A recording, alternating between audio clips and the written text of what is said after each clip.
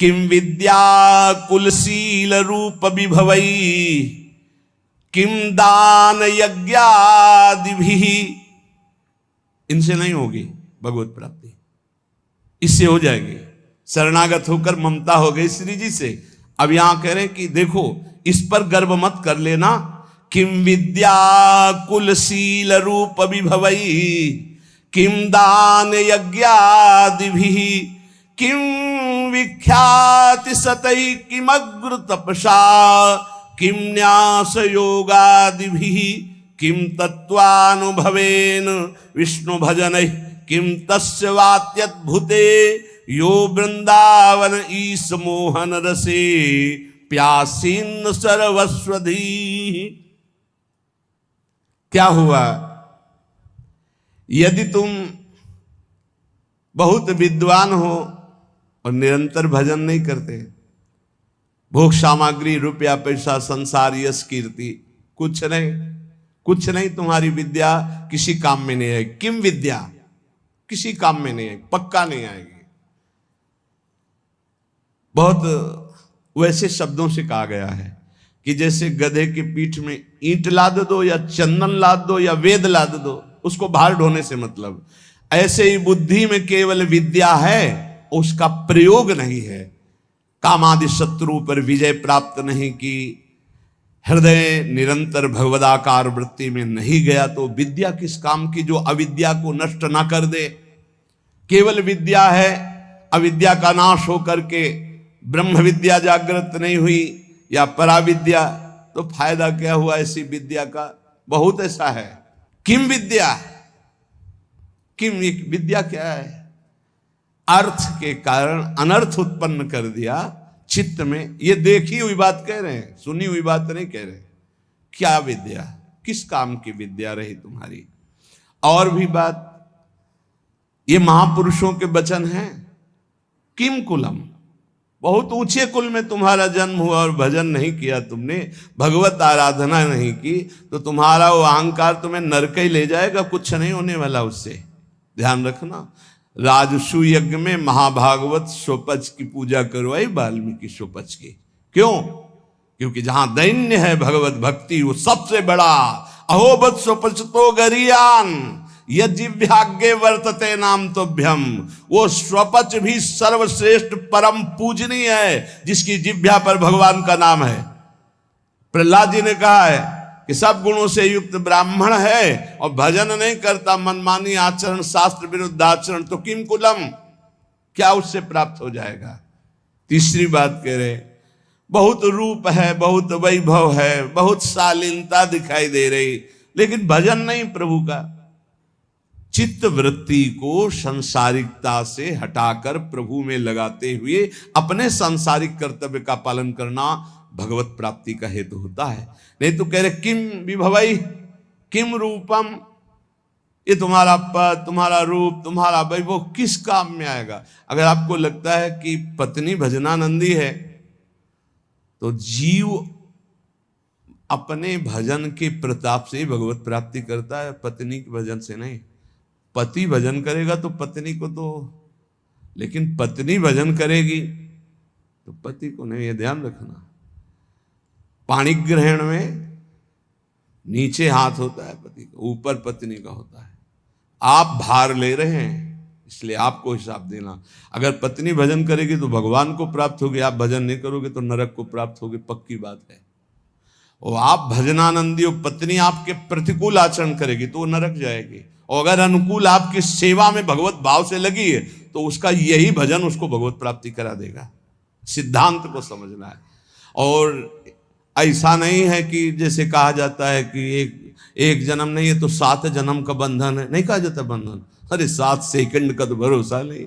दुनिया में लाखों का मेला जुड़ा, हंसा जब जब उड़ा अकेला उड़ा। ये नहीं आएगा कि थोड़ा ये साथ ही विमान में बैठा ले, ऐसा नहीं होगा कि पत्नी पुत्र परिवार इस जगत के नाटक मंच पे है, जहां ये शरीर छूटा सबका अलग अलग हिसाब किताब अपना है। ऐसा थोड़ी कि जैसे एक लड़का लड़की प्यार का नाटक करके देखा कि नहीं मिल पाएंगे, बोले जहर खा लो तो जन्म जन्म के साथी बन जाएंगे। अरे सारे प्रेत बनोगे, नरक में जाओगे, जन्म जन्म क्या क्या जानते हो जन्म जन्म?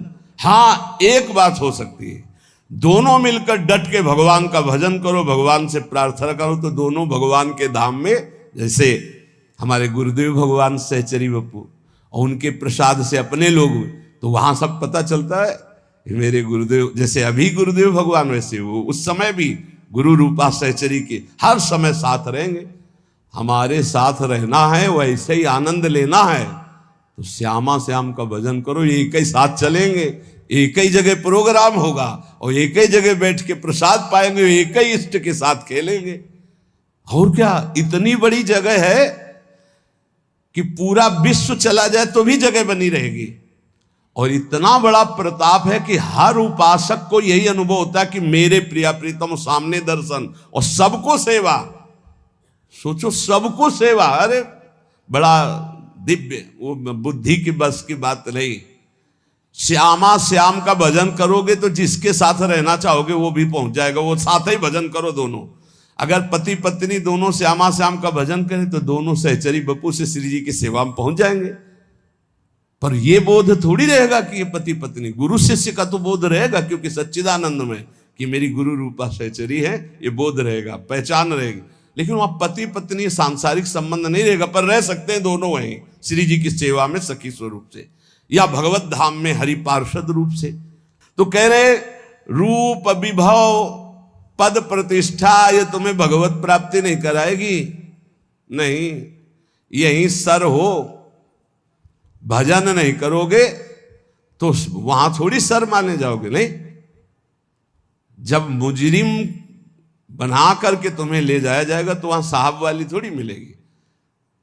देवराजेंद्र के पद में है, त्रिभुवन के सर हैं, और फिसल गए तो सर्प बनाए गए। अब सर्प बन के वहां देवता थोड़ी उनको सर बोल रहे, नहीं नहीं, अब तो भूखे प्यासे तड़प रहे, कभी कोई फंस गया तो लील गए तो पेट का पोषण हुआ। महाराज नहुष इसलिए कह रहे कि रूप अभी भवई, बड़े रूपवान, बड़ा वैभव, बड़ा, तो किस काम में आएगा? किसी बात का गर्व मत करो, जवान हो, रूपवान हो, बलवान हो, ये 4 दिन की चांदनी, फिर ऐसा समय आएगा कि अकेले उठकर सीढ़ी भी नहीं चढ़ पाओगे। जब हम हर चीज का मनन का स्वभाव रहा है, इसलिए ये जो महापुरुष कह रहे हैं उसे समझो। किम दानम, क्या तुम्हारे पास दान देने की सामर्थ्य? हर समय वासना का भूत चढ़ा रहता है, तू दानी, दानी तो हरि है, सबसे बड़े दाता, अनंत ब्रह्मांडों को दे रहे हैं, तुम उनको क्या दे दोगे? भगवान को क्या दे दोगे? बहुत विचित्र। और अगर बढ़िया दानी भी हो तो कोई खास बात नहीं, जरा सी बात बिगड़ गई तो गिरगिट बन के कुआं में पड़े थे महाराज नृग। ये दानियों में बड़े बड़े याज्ञिक, बड़े बड़े तपस्वी जिस पद की पूजा करते हो, देवराज इंद्र का पद है, वहां दुर्दशा क्या होती तुम्हें क्या पता। जब वैसे तो बहुत महिमा है, लेकिन जब देखो ना शास्त्रीय दृष्टि से तब पता चलेगा। इसीलिए श्रीपाद बोल रहे हैं, किम विद्या किम कुलम किम शील रूप विभवई किम दान किम यज्ञादि भी और किम विख्याति सतई। तुम्हारा बहुत यश है तो किस बात का? अगर भजन नहीं है, हो गया, पुण्य प्रताप से यश होता है, पूर्व का पुण्य जो है वो यश फैलाता है। अगर वर्तमान में भजन नहीं तो वो खत्म हो जाएगा जाना, तो ऐसे ही जैसे हाइलोजन नहीं फ्यूज हो जाता है, ऐसे होते रहते हैं। पूरा विश्व जय जय जय, फिर उठा के नालियों में फेंक देते छवियां। अगर वर्तमान में भजन नहीं, वर्तमान में भगवद आराधना नहीं, तो पूर्व का जो तप और पुण्य संचय उससे वाह वाह होगी, और इसके बाद फिर चारों खाने चित्त। ये माया है, बर्दाश्त किसी की नहीं करेगी। और अगर भजन वर्तमान में हो रहा है, नाम जब वर्तमान शब्द पर ध्यान दीजिए, वर्तमान में तुम्हारा चरित्र पवित्र है, तुम्हारा नाम जप हो रहा है, तो बिस्तरे सब जग विमल कीरति, साधु संगति ना टरे, बास वृंदा विपिन पावे, श्री राधिका जो कृपा करे, जय जय श्री हरिवंश नाम गुण गाई है उसकी स्थिति। किमुग्र तपस्या, बहुत बड़े तपस्या कर लिया तो क्या हुआ? अगर भगवान की शरणागति नहीं, भजन नहीं, तो देखो ना अम्बरीश जी महाराज बड़े महान भजनानंदी महाभागवत, और उनको मिटाने के लिए चले थे महान तपस्वी दुर्वासा जी, तो क्या गति हुई, त्रिभुवन में भागे घूमे। तो कह रहे अगर विशुद्ध भक्ति नहीं तो किम उग्र तपस्या, बहुत बड़ी उग्र तपस्या है तो उससे क्या हुआ? एक तपस्वी को बहुत अभिमान हो गया कि मेरी तपस्या तो ऐसी है कि मैं पूरे विश्व को खरीद सकता हूं। तपस्या की थी। अब वो जिस महात्मा से देखो उसी से अकड़ दिखा रहे थे। तो जिस जंगल में रहते थे उस जंगल के सरोवर को सुखा दिया भगवान ने, और वर्षा हुई नहीं। अब वो प्यास से व्याकुल हो गए। अब भगवान एक साधारण पुरुष का स्वरूप रख के घड़ा एक रखकर ठंडा जल दूर से दिखाई दे रहा था, नजदीक से निकल। महात्मा ने कहा पानी पिला दो। बोले कुछ देव तब पानी पिला दें, ऐसे क्या? बोले आधी तपस्या दी। जब पी चुके पूरा जल पी गए, वो घड़े का 2-3 लीटर जो था, आहा, बोले आधी तो ले ली, अब एक घड़ा जल और बताओ, दूसरी ले लो। जब बताना हम लेके आ जाएंगे। तुम तो कह रहे थे पूरी सृष्टि को खरीद लेंगे अपनी तपस्या से, और 2 घड़े जले में बिक गए तुम्हारी सारी तपस्या। क्या रहा तुम्हारे? तुमको क्या अहंकार नहीं? ये वायु, ये अग्नि, ये जल, ये पृथ्वी, ये तुम्हारा पोषण कर रही। अहंकार मत करो, उसी से तुम्हारा शरीर बना है, उसी से तुम तप कर रहे हो। तो भगवान की जय जयकार करो, अहंकार करने की जरूरत नहीं। तुम्हारा जितना तप है 2 घड़े जल में बिक गया। एक बड़े तपस्वी थे, और एक शांत चित्त भजनानंदी महात्मा, तो गंगा पार कर रहे थे नाव में बैठकर शांत चित्त। अब उनके साथ बहुत से शिष्य थे जो उनके सेवा परिचर्या में थे। ये बात देखकर एक तपस्वी महात्मा अपमान करने के लिए खड़ाऊ पहनकर गंगा जी में ऐसे साथ साथ चलने लगे। तो जो अज्ञानी जन थे वो गए, वाह भाई महात्मा हो तो ऐसा, क्या महात्मा खड़ाऊ पहनकर गंगा जल से निकल रहा है। जब पार गए तो उन महात्मा जी बिल्कुल उदास, जो नाव में बैठे थे, गए उन महात्मा से कहा, ए महात्मा, क्या है भीड़ बटोरे घूम रहे हो, कोई तप है तुम्हारे अंदर? कुछ नहीं बोले हो। तपस्वी होकर के नाव में बैठ करके आ रहे हो, कुछ नहीं बोले। नाविक से बात की उन महात्मा, भैया प्रति सवारी कै रुपया होता है? बोले 2 रुपया। हम अपने शिष्यों से कहा सब गिन करके मेरा भी 2 रुपया दे दो। 2 रुपया दिया। जब सब चले गए तो उन महात्मा से कहा, रुको महात्मा, जिन गंगा जी को भगवान शंकर ने सम्मान के लिए अपने मस्तक पर रखा, उन गंगा पर पादुका से चलकर अपने तप के प्रभाव से सारे तप को नष्ट कर लिया। जो तूने सारे जीवन का तप नष्ट करके पार किया, वो 2 रुपये में पार कर लिया। वो 2 रुपये में पार। ये अगर तपस्या का अहंकार हो जाए तो 2 कौड़ी की तपस्या हो जाती। श्रीपाद कह रहे हैं कि मुग्र तपसा और न्यास योगादि भी। और एक बात कह रहे हैं, क्या हुआ तत्व ज्ञान? तत्व बोध होना अलग बात है, क्या हुआ तत्व ज्ञान हुए? यदि भगवान से आपका चित्त नहीं जुड़ा तो तत्व ज्ञान बघार लो, केवल उससे कोई आत्मानंद की अनुभूति थोड़ी हो जाएगी।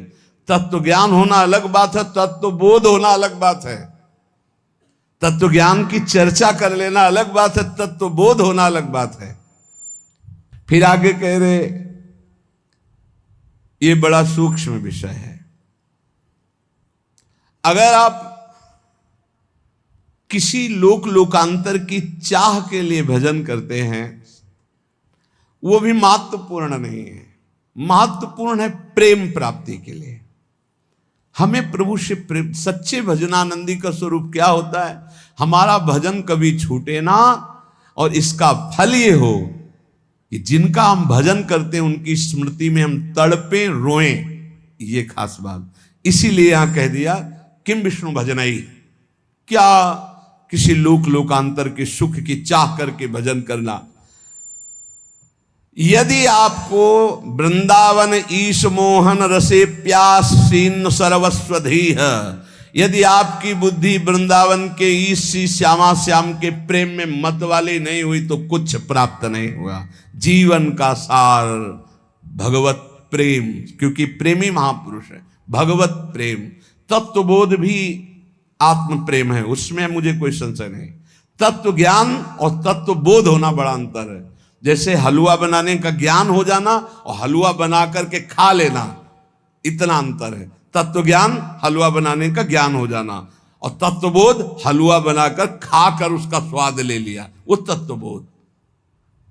श्री भर्तृहरि जी महाराज कहते हैं कि मुझे लगा था कि मैं बहुत ज्ञानी हूं, संतों के वचन बहुत अमृतमय होते हैं। कह रहे हैं कि यदा किंचित ज्ञोहम द्विपयु मदांधा समभवम, मुझे लग रहा था कि मैं चक्रवर्ती सम्राट हूं, मैं बहुत पुण्यवान हूं, मैं बहुत महात्मा हूं, मैं बहुत ज्ञानी हूं। तदा सर्वज्ञोस्मीत्य भवदव लिप्तम मम मनः यदा किंचित किंचित बुधजन सकाशादवगतम तदा मूर्खोस्मीति जो इव मदी मदो में व्यपगता। आज मुझे पता चला कि मैं मूर्ख हूं। मुझे लग रहा था मैं ज्ञानी हूं, मैं चक्रवर्ती सम्राट हूं, मैं मदोन्मत्त हो रहा था, लेकिन जब मुझे इस संसार का रहस्य पता चला तो लगा मैं मूर्ख हूं। सुना चुके हैं भर्तृहरि जी का यहां जो परिवर्तन हुआ उनके जीवन का। भर्तृहरि जी के मन में एक बात थी कि संसार का सबसे बड़ा सुख क्या है, बोले काम सुख। अंदर देखा, बहुत विवेकवान थे, उन्होंने अपने अंतःकरण को देखा कि संसार का सबसे बड़े मांग सुख क्या है, काम सुख पाया। और वो अपने अंदर पाया कि मेरे अंदर भी काम सुख है।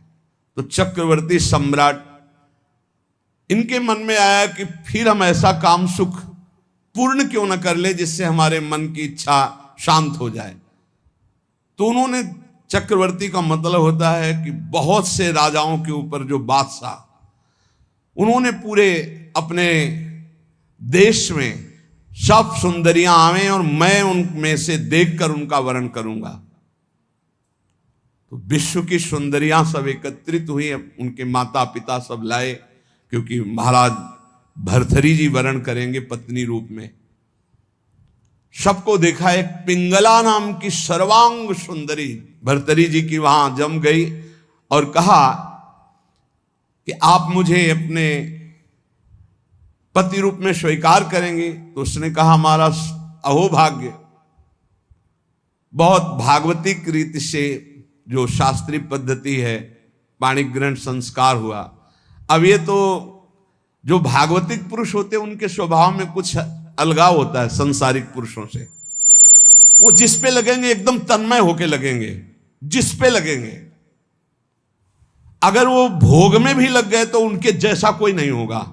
आसक्त पुरुष मतलब ऐसा कोई विषयी पुरुष नहीं होगा, स्वभाव होता है। रूप में आसक्त हो गए तो ऐसे आसक्त हो गए, ऐसा कोई संसार में नहीं होगा। भोग में आसक्त हो गए तो ऐसा कोई दूसरा नहीं होगा, और विरक्त हो गए तो ऐसा कोई दूसरा विरक्त, मतलब उनका एक स्वभाव होता है। अब जैसे पत्नी में आसक्त हैं तो छाता लेकर बाजार वो स्वयं नहीं जा सकते क्योंकि अदर्शन हो जाएगा। तो पत्नी चल रही सीधे में, वो चल रहे उल्टा में, संसार हंसे तो हंसा करे हर समय पत्नी के मुख में, दृष्टि पत्नी के मुख में। वही महाभागवत हुए, क्या नाम, धनुर्दास जी, क्या नाम था, धनुर्दास जी नाम था। बहुत बड़े महापुरुष हुए भी, क्योंकि वो सीधा आसक्ति रंगनाथ जी से। तो ऐसा होता है। तो भर्तृहरि जी एक बहुत बड़े महापुरुष हैं। अब जीवन का राग उनके हृदय में काम में देखा कि काम स्त्री आसक्ति, विश्व सुंदरी, सर्वांग सुंदरी पिंगला। उन्होंने ऐलान कर दिया राजकाज विक्रमादित्य देखेंगे, मैं इस बात का अनुभव करूंगा कि क्या सुख इसमें है। क्योंकि बताया ना, अलग खोपड़ी होती है। जो भागवतिक महापुरुष होते हैं उनका चिंतन ही अलग होता है। बड़ी ही सुंदर पत्नी बिल्वमंगल जी की, पातिव्रत धर्म से, एक बार नहीं देखा। वो आसक्त चिंतामणि में तो आसक्त अलग खोपड़ी होती है। अब रात दिन केवल महाराज भर्तृहरि और पिंगला, और हर खान पान की व्यवस्था, बस पर्दे के अंदर सामग्री रख दो, जाओ। कोई प्रश्न उत्तर नहीं, कोई राष्ट्र की बात नहीं, कोई समाज की बात नहीं। ये अनुभवी जैसे वैज्ञानिक नहीं होते कि जब जिस विषय का शोध करना होता है तो बस उसी में पूरा चित्त लगा देते हैं। समय कट रहा था और मन की चाल होती नवम नवम नवम। मन कभी एक में रमण करने के लिए बहुत काल तक राजी नहीं होगा, उसकी चाल होती नवम नवम भोग। एक दिन पिंगला अपने महल के पीछे की खिड़की खोल करके ऐसे ही देख रही थी तो देखा अश्वपाल, हजारों घोड़ों की देख रेख करने वाले सेवकों का स्वामी, हष्ट पुष्ट ऐसे। अचानक दृष्टि उसकी पड़ी तो उसने ऐसे नमन किया, क्योंकि महारानी देखते ही आसक्त हो गई वो पिंगला।